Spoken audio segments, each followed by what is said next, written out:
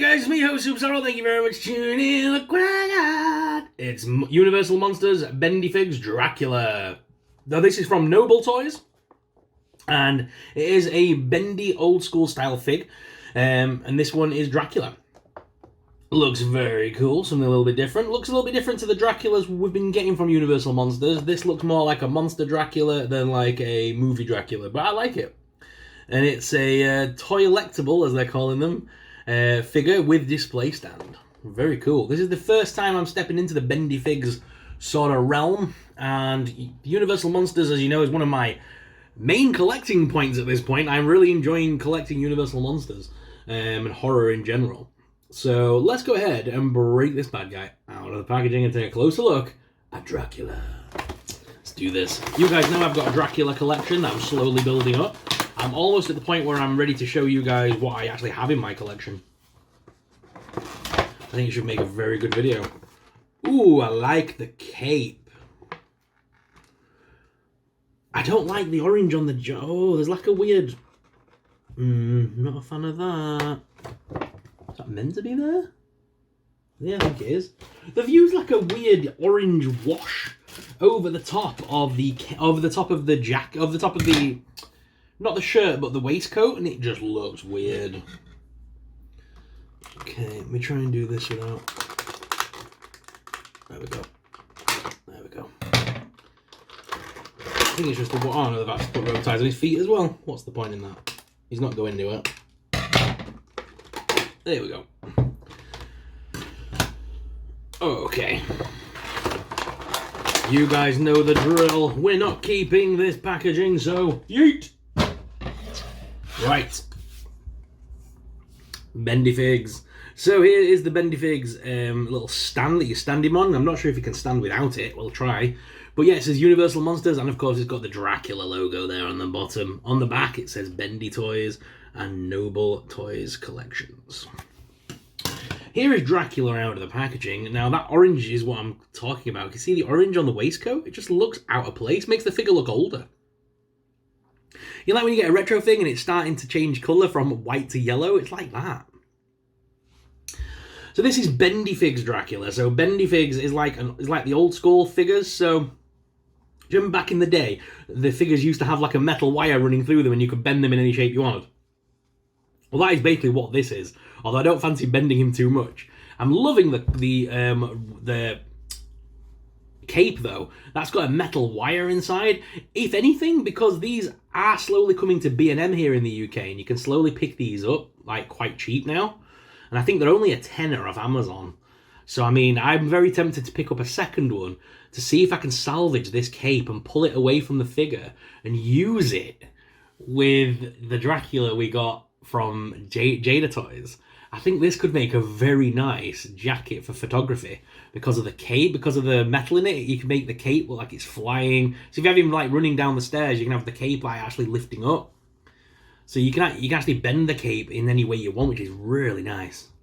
So yeah, that could, for a £10 fig, that could be a salvageable piece, should we say.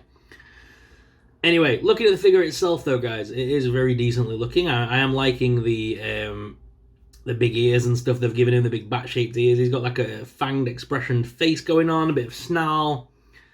This feels like he's more in like the monster kind of mode than the regular suave Dracula that we're used to. A bit more of the comic book or cartoony Dracula we're used to seeing. Or if you remember that abomination of a Dracula they made in Blade 3. I never liked that Dracula as a kid. But the figure itself is very nice. It's decently painted.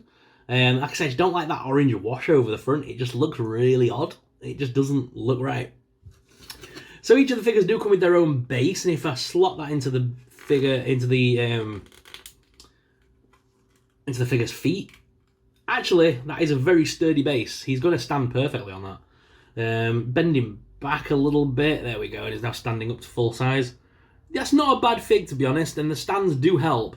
And once them figures are in these stands, they ain't coming off, because the rubber on plastic, it really sticks to it. So yeah, that's a very good...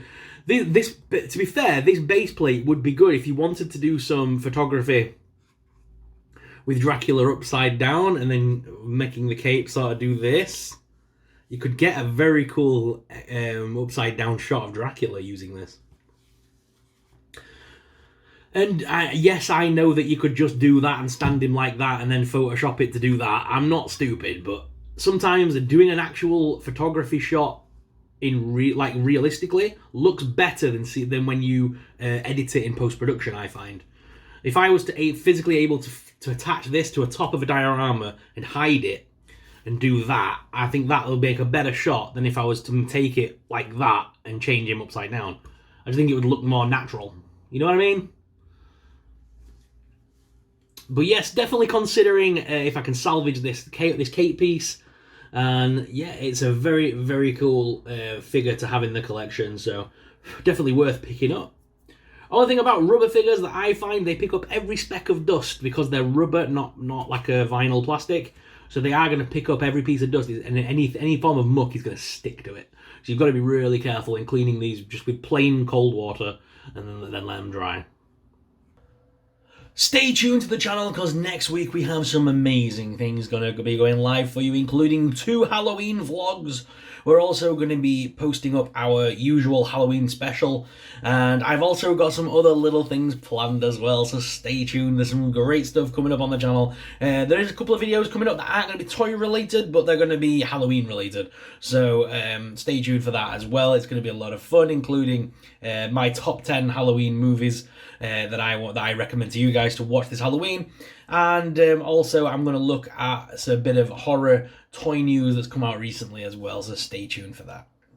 But guys, I hope you're as excited as I am for Halloween. It's going to be a lot of fun, and I've got some great stuff on the channel next week. The channel's going to be jam-packed full of videos next week, including Funko reviews, including blind bags, and including our regular scheduled Halloween videos. So stay tuned, guys. It's going to be a lot of fun. But guys, what are your thoughts on this BendyFig? Let me know your thoughts in the comments down below. If you enjoyed today's video, then please make sure you hit that like and subscribe button. Subscribing really supports us. It really helps us out and helps us to keep making awesome videos like this. Thank you very much for watching, guys, and until next time, may the Force be with you. Bye!